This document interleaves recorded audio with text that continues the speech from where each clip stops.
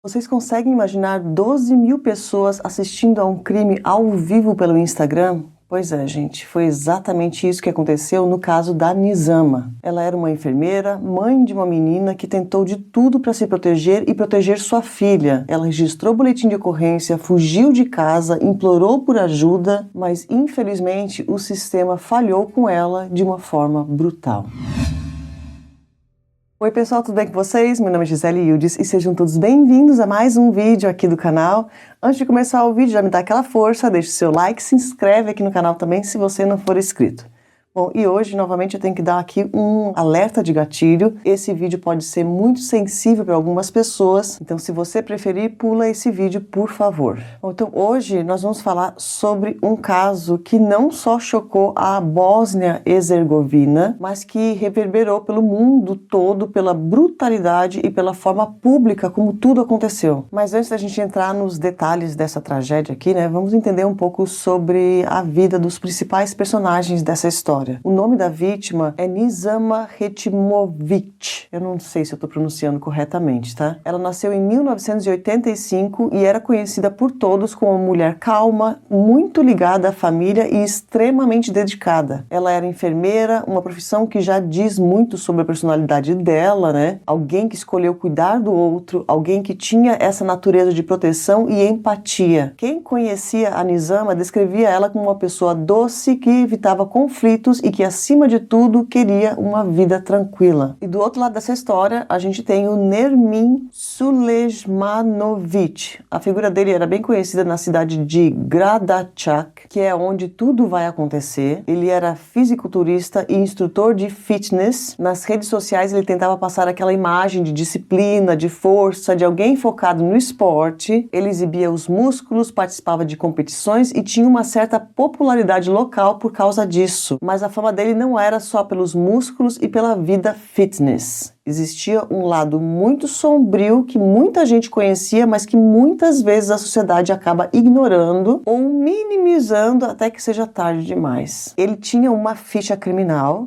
Bom, ele tinha sido preso ou no ano de 2013 ou no ano de 2014, algumas fontes falam um ano, outras fontes falam outra. Enfim, esse caso, aliás, gente, ele foi bem difícil de pesquisar. Bom, mas então ele foi preso porque ele era membro de uma gangue de narcotráfico. Eles tentaram levar a verdinha, né, de um navio da Albânia para a Croácia. A droga estava em 770 pacotes dentro do navio e, além disso, também tinham armas e outras coisas ali que pertenciam da gangue. Então, os que estavam no navio foram presos e a polícia já estava fazendo uma operação ali e conseguiu pegar os outros que estavam em terra também, e um deles era o Nermin. Além disso também, ele tem uma segunda ocorrência ali, porque ele tinha agredido um policial. E essa agressão ao policial foi em 2016. E eu não sei o que aconteceu exatamente, tá? As fontes não detalham muito essa parte da história aqui, mas de alguma forma ele conseguiu ali a suspensão e ele até compartilhou o documento de suspensão na sua rede social. Ele tinha muito orgulho de não sofrer as consequências. Apesar de ele ter uma ficha criminal ali, ele foi preso, mas ele não ficava preso muito tempo. Logo ele estava livre, leve e solto na rua. Bom, e depois de todas essas ocorrências aí, parece que ele se acalmou um pouco e foi nessa época que ele começou a namorar a Nizama, que era 2 anos mais velha que ele. Depois de um tempo eles começaram a morar juntos nessa casa aqui, e no início parecia aquela velha história de os opostos se atraem. Ela, a enfermeira calma e cuidadosa, ele, o bad boy, forte e protetor. Muita gente de fora podia achar que eles se completavam, mas logo a gente vê que essa dinâmica não era de complemento, tá? Era de posse. O controle coercivo começou a aparecer de formas sutis no começo e foi escalando. E a Nizama, sendo uma pessoa pacífica, provavelmente tentou gerenciar isso para manter a paz dentro de casa, o que é comum em vítimas que tentam acalmar a fera. A virada de chave e onde a situação fica ainda mais delicada foi quando eles tiveram uma filha. Na época do crime, a filha deles tinha 9 meses de idade. Essa informação também está bem diferente nas fontes, tá? E tem muitas fontes que falam que ela tinha 2, 3 anos de idade, mas isso não é verdade. E eu acredito que o crime aconteceu logo depois deles tirarem essa foto aqui, de repente algumas semanas depois disso aqui. Mas foi justamente o nascimento da menina e o medo pelo futuro dela que fez a Nizama tentar reagir. Uma coisa é você aguentar certas coisas por si mesma, achando que pode lidar com a situação. Outra coisa completamente diferente é quando você percebe que a sua filha está crescendo num ambiente tóxico e perigoso. A maternidade deu forças para a Nizama, mas também aumentou o risco, porque o agressor percebeu que ela não estava mais tão submissa. E vizinhos falaram que existia, assim, muitas brigas ali na casa do casal, as brigas eram constantes. Então, dentro daquela casa, ela vivia o terror. E fora de casa, tudo parecia normal, ou pelo menos as pessoas fingiam que estava. A situação escalou mesmo no início de julho de 2023, tá? Por quê? Ali ele bateu e bateu muito nela, então ela sofreu ali, né, lesões muito graves. E vamos lembrar que o Nermin era um homem extremamente grande, né, extremamente forte. Não tem nem o que fazer nessa situação, não tem nem como você tentar reagir, né. Bom, então no dia 4 de julho ela vai na delegacia pela primeira vez, toda roxa, tá? E chega lá e registra, né, um boletim de ocorrência falando que o marido, que não era marido, tá? Eles eram juntados, né? Eles nunca tinham se casado no papel. Mas ela falou, né, ó, meu marido ali, ele bateu em mim e eu quero aqui abrir um boletim de ocorrência. Ela registrou esse boletim, ela pediu uma medida protetiva, mas naquele ponto a delegacia não fez nada. Ninguém ajudou. Então, ali ela sai da delegacia e ela percebe que, meu Deus, eu não tenho ajuda da polícia. Então, o que eu vou fazer? Ela toma uma decisão de realmente fugir de casa. Então ela pega a menina e foge daquela casa que ela morava com ele. E enquanto ela tá fora, então ela vai e fica na casa de uma tia dela, escondida dentro da casa. Lá na mesma cidade também morava a avó dela, morava a mãe, morava um monte de gente, mas essa tia parece que ela não ficava muito na casa dela. Então seria um esconderijo perfeito. E foi um esconderijo perfeito até então. Bom, ela fica nessa casa, então, da tia escondida com a filha, e tudo, né, melhora ali na vida dela, só que ali ela sabe que ela tem que realmente conseguir, não uma separação, porque eles não eram casados no papel, mas ela tinha que conseguir a guarda da filha, que é uma situação mais grave ainda, né, também, né. Ela precisava ficar com aquilo, porque ela sabia que ele era um homem extremamente violento, não ia conseguir cuidar da menina, e ela era uma mãezona mesmo, assim que a filha dela nasceu, a vida dela virou a filha somente. Ao mesmo tempo também que ela estava na casa da tia, ela recebia mensagens de ameaça dele. Aonde que você tá? Me conta que eu vou te pegar. Que isso que você saiu da minha casa? Como assim? Levou minha filha? Aquela coisa.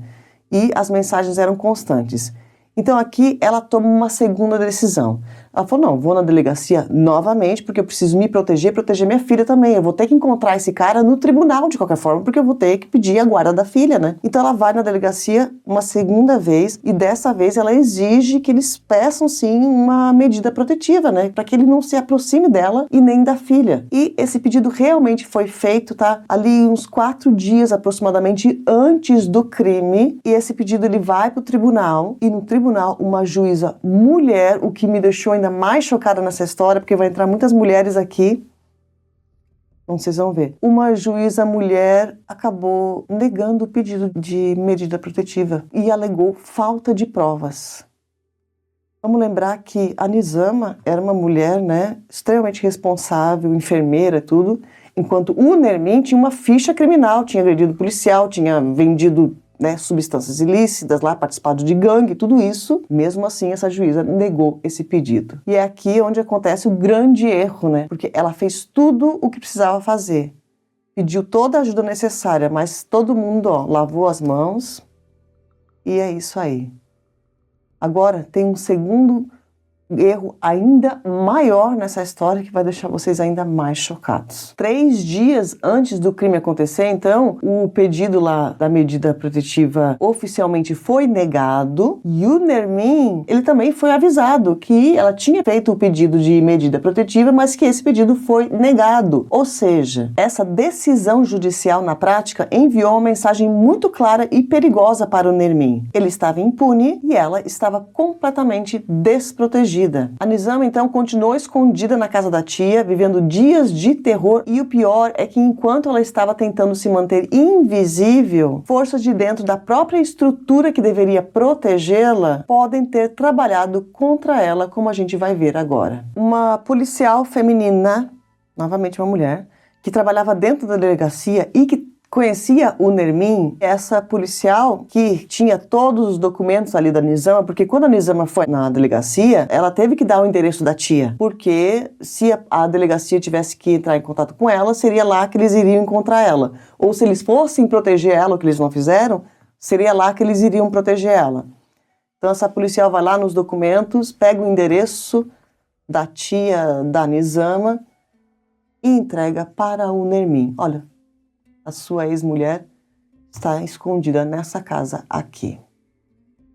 Aqui é o fim, né, gente? É o fim, essa parte aqui do caso. Bom, no dia 11 de agosto de 2023, então, o Nermin sai de casa armado e vai direto na casa da tia procurar pela Nizama. Assim que o Nermin chega na casa, ele começa a atirar já, sabe? Em direção à casa, todo mundo começa a ficar desesperado, todo mundo que tá lá dentro, né? A Nizama escuta, pega e se tranca no quarto do primo dela, e o primo que estava ali pela casa também vai tentar segurar o Nermin, né? Tipo assim, não faz isso, cara, o que você está fazendo? Tá louco? Como assim que você está tirando aqui? O Nermin vai dar um tiro na perna desse primo, então esse primo não consegue fazer mais nada. O Nermin pega a filha que estava ali pela casa e vai e coloca a filha dentro do carro dele. Assim que a Nizama que está lá dentro escuta que ele pegou a filha, de repente ela não imaginava que ele iria meter a filha nessa confusão também, né? Ela então desiste de ficar escondida, sai do quarto do primo e vai ao encontro dele, tipo assim, não, minha filha, não faz isso com a nossa filha e tal.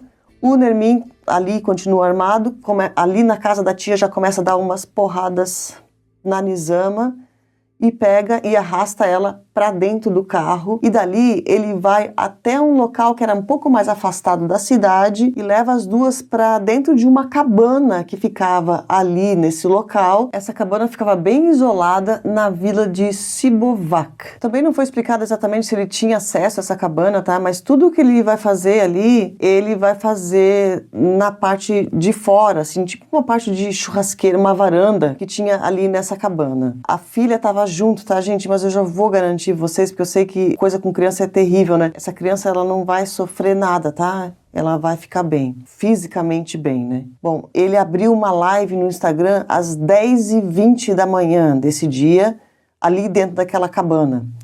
E nessa live, ele começa a mostrar ali a Nizama, que já está muito, mas muito machucada. Esse vídeo existe na internet, obviamente não vou colocar aqui, tá? Infelizmente, eu assisti. Tiveram algumas partes do vídeo que eu fechei o olho porque é muito perturbador. E essa cabana, assim, tipo, sabe aquele negócio de churrasqueira que tem uma mesa de madeira, aí tem aqueles bancos de madeira? A Nizama, ela tá sentada nesse banco de madeira aqui, e ela tá toda desfigurada, tá? E o Nermin colocou, eu não sei se foi ele que colocou, enfim, tá? A filha deles está no chão. Tipo, a Nizama tá aqui no banco e a filha dele está no chão mesmo aqui, tá? Pra trás, no piso, gelado ali. E eu sei disso porque eu tive que assistir esse vídeo para conferir a idade da menina. Lembra que eu falei pra vocês que tinha umas fontes que falaram que ela tinha 2, 3 anos? Não, essa menina era um bebê. Ela nem engatinhava, eu não sei. Mas ela tava deitadinha assim, agoniada, e ela tava chorando o tempo inteiro. O chão tá todo vermelho ali, todo sujo já. E além disso também o carro dele também tá todo sujo. Ou seja, ele veio batendo nela, da casa da tia provavelmente até essa cabana. Ali ele bateu mais nela. A Nizama tá com uma cara do tipo assim, acabou, daqui eu vou morrer. Porque não tinha mais, né, esse cara enorme ali, armado ainda na frente dela, né. Ele abre a live, na verdade, para falar para os seus seguidores que todos eles iriam assistir um crime ao vivo naquele dia. Ele não tinha muitos seguidores, tá? Parece que eram menos de 10 mil seguidores no Instagram que ele tinha nessa época, mas eu não sei se é a própria rede social que acaba divulgando essa live mais, né, porque começa a subir a live, ou se foram as pessoas dali, mas fato é que aumentou muito as pessoas que estavam assistindo simultaneamente essa live ali. Então ele mostra o chão, ele vira uma hora e mostra a filhinha pequena que está no chão, e ele pergunta para Nizama: por que você me denunciou para a polícia? Você está vendo que essa foi a motivação, a vingança. Você não podia ter me denunciado, você não tinha esse direito. Como assim, mulher? E ela, que tá ali toda torta, ela ainda fala assim: porque eu tava com medo por mim e pela nossa filha também. E ao mesmo tempo, os seguidores dele também começaram a comentar. Aí que é a parte mais chocante ainda também, tá, desse caso, porque muita gente começou a comentar: é isso aí, vai lá, mata ela, faz isso, ela merece. Incentivando ele ali, e os números aumentando, teve uma hora que chegou a 12 mil pessoas assistindo simultaneamente essa live. E aí, nesse momento que sobe bastante a live, que ele pega a arma e ele fala para ela não, né, para os seus seguidores: olha, é isso que você faz com uma vá ou com uma pu que denuncia você à polícia. Pega a arma e dá só um tiro ali na cabeça dela, e ali, na hora, ela perde a vida. E foi esse o momento que eu pisquei, tá? Que eu não consegui. Outros momentos também. Então, depois disso, ele tirou a vida dela, mas aqui, essa história não acabou. A Nizama não vai ser a única pessoa que vai perder a vida nesse dia, não. Ele vai fazer um terror realmente muito grande na cidade toda. Bom, então ali ele não desliga a live ainda, tá? A filha dele está chorando ali, deitadinha no chão, e você escuta o choro dela durante todo o momento, depois do tiro ainda mais ainda, porque acho que ela deve ter se assustado, né, com o barulho do tiro. Ele não tá nem aí, ele pega, depois do tiro ele só vira, não olha mais para a filha, vai pro carro dele, só que ele não sai com o carro porque ele esqueceu uma coisa em cima da mesa. Volta, ainda passa pelo corpo da Nizama, a filha lá no chão, pega uma bolsa, que eu acredito que seja uma bolsa de munição que estava em cima da mesa, e volta pro carro e começa a dirigir e vai para o centro da cidade. Mas antes de chegar no centro da cidade, ele desliga essa live. Outra coisa que é importante falar sobre a live também é que durante a live, 126 pessoas curtiram e o número de seguidores dele também aumentou. E enquanto ele está chegando no centro de Gradachak, buscando então as próximas vítimas da lista que ele criou na cabeça dele, aconteceu um dos poucos gestos de humanidade no meio dessa escuridão toda. O dono da academia onde o Nermin trabalhava como instrutor soube do que estava acontecendo. Talvez porque ele tivesse assistido a live ao vivo mesmo, ou então ele assistiu depois, porque essa live ela ficou realmente salva no Instagram e vai ficar salva lá durante horas.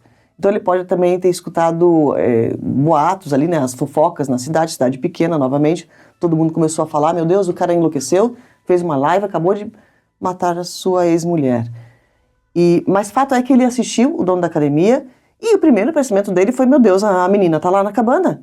Ele reconheceu essa cabana e ele já pegou, entrou no seu carro e foi direto até lá. Realmente o dono da academia foi o primeiro a chegar na cena do crime, antes mesmo da polícia. Ele também conhecia a Nizama, conhecia a família toda, então ele tinha também um carinho muito grande pela Nizama. Ele falou que foi a cena mais horrorosa que ele já viu na vida, mas que o pensamento dele só era na menina pequena, que ela já estava até mais perto do corpo da mãe do que ela estava na live, então ela deve ter engatinhado até ali. Ele pega a menina, então, e leva ela direto para o hospital. Lá no hospital a menina foi avaliada, ela não sofreu nenhum dano físico. É claro que o psicológico, né? Não tem nem o que falar, né? E esse dono da academia, por ele ter feito isso, porque logo depois que ele fez isso, ele já postou também nas suas redes sociais, falando: olha, gente, eu já peguei a menina tá bem e já foi encaminhada aqui para o hospital. Incrivelmente, as pessoas que estavam acompanhando tudo o que estava acontecendo foram na rede social desse dono da academia e falaram: olha, você não devia ter feito isso, você é o próximo da lista, espera que nós vamos atrás de você também. Isso são os seguidores do Fortão lá, tá?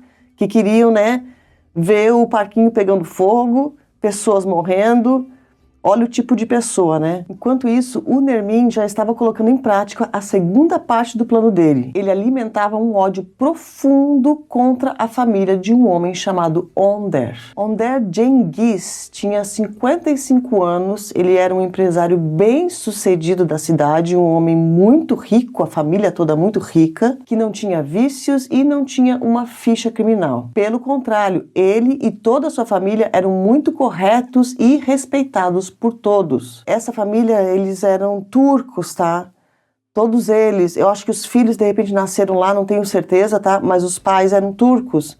Então, por esse motivo, essa notícia reverberou aqui na Turquia também, é onde eu moro. E foi assim que eu conheci essa história. Bom, e o Nermin vai atrás dessa família por duas razões diferentes. Uma delas é porque, anos antes mesmo do Nermin conhecer a Nizama, ele queria namorar com a filha do Önder. Só que o Önder era um homem muito esperto, né? Já sabia que o Nermin era flor que não se cheire.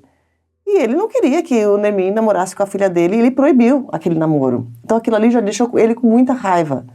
Outra coisa também que aconteceu foi que o Nermin teria roubado da casa dessa família um valor de 54.200 euros, que dá aproximadamente 337 mil reais. E esse roubo aí foi feito em setembro de 2015, bem naquela época que o Fortão lá estava bem ativo na área do crime. Lembra que ele tinha sido preso lá da gangue, narcotráfico, depois agrediu o policial, foi bem nessa época. E só que isso aqui não foi comprovado. E o Önder, o senhor aqui de 55 anos, o turco, ele abriu realmente um processo na justiça, estava correndo na justiça aí para provar que o Nermin tinha roubado esse dinheiro da família dele, dentro da casa deles, só que o processo estava rolando já faziam 8 anos e nada tinha sido decidido até então. A filha, né, uma das sobreviventes da família aqui do Önder, conta depois de entrevistas que nas últimas audiências o próprio Nermin já tinha admitido que ele tinha sim roubado o tal do dinheiro, então provavelmente ele iria perder esse processo, né? Mas isso aqui tudo vai ser anulado, vocês vão entender o porquê, tá? Então, entre 11 horas e 11h30 da manhã, ele vai para o centro da cidade para procurar por essa família. Quando ele estava a caminho, ele faz uma nova live no Instagram e fala que vai ir atrás dos seus inimigos, mas o próximo ataque ele não vai filmar. O primeiro lugar que ele foi em um café e lá ele encontrou o Denis, que era o filho do Önder. Quando ele chega armado, em plena luz do dia nesse café, todos que estavam passando por ali começaram a se esconder, inclusive o Denis, que entra no seu carro, que é esse daqui, tá? Um Volvo preto, e o Denis tenta fugir dali. Mas o Nermin atira diversas vezes contra o Denis, enquanto o Denis estava no banco do motorista. Depois que o Nermin saiu ali daquele local, né, daquele desespero todo, meu Deus, todo mundo se escondendo, toda aquela coisa, então as testemunhas ali pegam o Denis, levam ele para o hospital, né? Ele chegou com vida no hospital, mas infelizmente ele não conseguiu resistir. Ele foi baleado diversas vezes. Ele perde a vida realmente no hospital. E o Denis tinha somente 23 anos de idade. E o Nermin não parou por aqui, não. Ele foi atrás também do pai do Denis, o senhor Önder. Ele foi na casa da família e foi a mesma cena que aconteceu antes. Ele chega na casa da família do Önder, armado, já atirando para tudo quanto é canto. Todo mundo que conseguiu se esconder, né, tentou se esconder. A esposa do Önder ainda vai lá e tenta segurar ele, né? Faz a mesma coisa que o primo lá da Nizama fez, do tipo, meu, o que você está fazendo? Meu Deus, você está tirando nossa família? Não, para com isso, meu jovem, né? Não faz.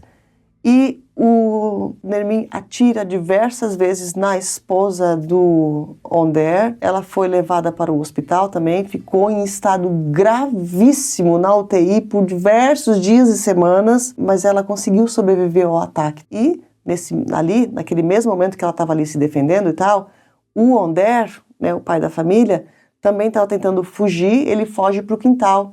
O Nermin vai atrás do Önder, depois de atirar ali na esposa, e atira no Önder diversas vezes, e dessa vez não teve como salvar. O Önder, que tinha 55 anos, perde a vida ali mesmo no quintal da casa. Então, a esposa dele, né, vocês pensam também, né, ela viu o agressor, ela viu toda a confusão, ela tentou segurar ele.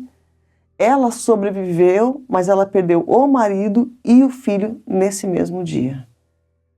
Bom, depois disso aqui, a história ainda não acaba, porque o Nermin estava ali, né, com outros planos na cabeça. Logo que ele sai dali, então, ele vai pela cidade dirigindo, ele tinha uma BMW azul, e no meio do caminho também alguns policiais tentam parar ele atira contra os policiais, ele fere também gravemente outro policial, mas esse policial também vai ser levado para o hospital e vai conseguir sobreviver ao ataque. Nesse meio dessa confusão, ele consegue chegar numa loja ali de armas que tinha ali na cidade. Ele chega então com a arma na mão e pede para o funcionário dar munição para ele. Ele pegou as caixas de bala, saiu da loja e voltou para o carro e continua a apavorar todo mundo. A sensação nas ruas de Gradachak era de terror absoluto. As lojas fecharam as portas com os clientes dentro e ninguém se atrevia a sair na rua. A cidade virou uma cidade fantasma em questão de minutos. E isso tudo aqui foi entre 11 e 11h30, né? Então, a polícia estava tentando investigar, tentando encontrar ele, não conseguiam achar, dali ele tinha fugido, né, realmente do centro da cidade.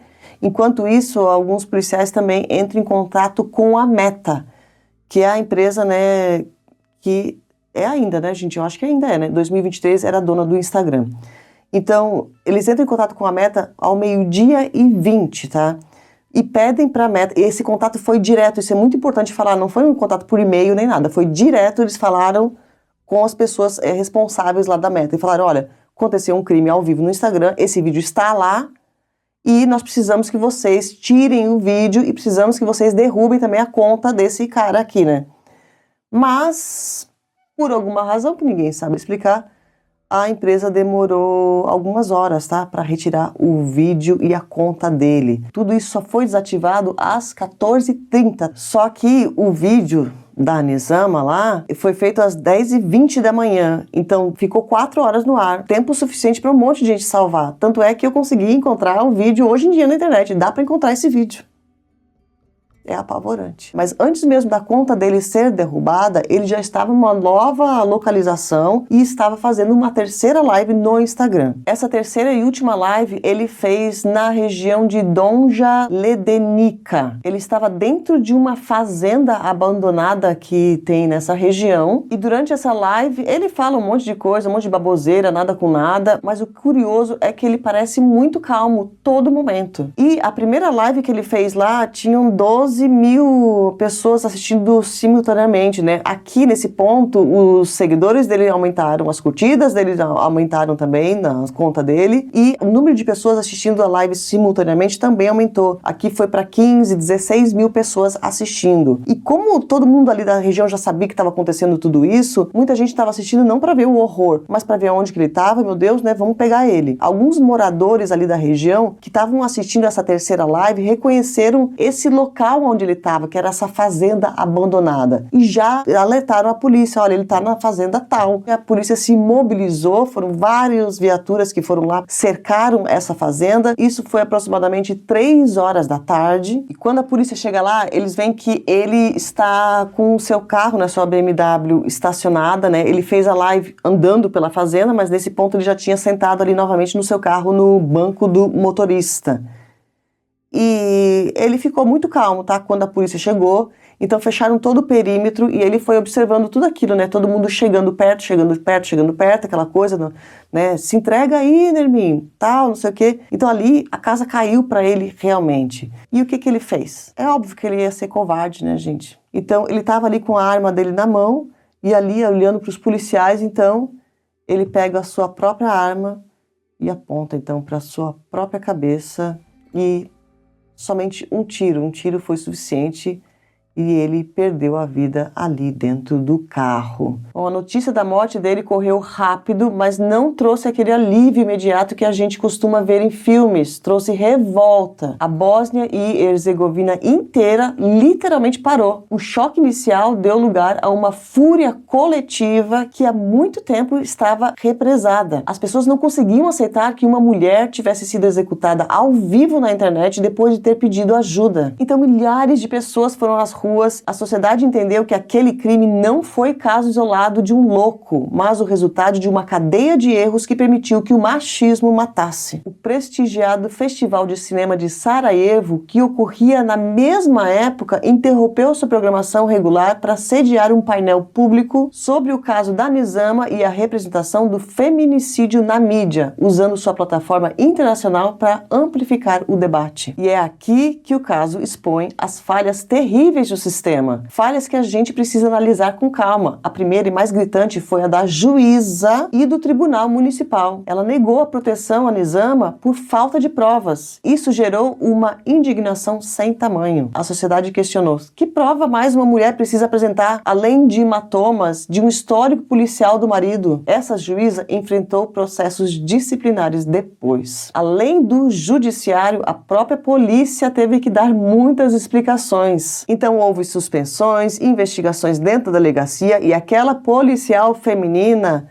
foi então desligada do seu cargo. E não podemos esquecer também daquelas 12 mil pessoas que assistiram a live. Isso abriu um debate ético gigantesco sobre o papel das redes sociais e sobre quem assiste passivelmente à violência. Toda essa pressão resultou em mudanças, ou pelo menos no início delas. Houve uma demanda enorme para mudar o Código Penal da Bósnia. Em setembro de 2023, foi apresentada uma proposta de emenda ao Código Penal da Federação da Bósnia e Herzegovina para introduzir o feminicídio como uma ofensa criminal distinta. Em novembro de 2023, a Assembleia Nacional adotou um projeto de lei sobre proteção contra a violência doméstica e violência contra as mulheres, que também reconhecia o feminicídio como um crime específico. Meu Deus, que caso, né, gente? Que caso.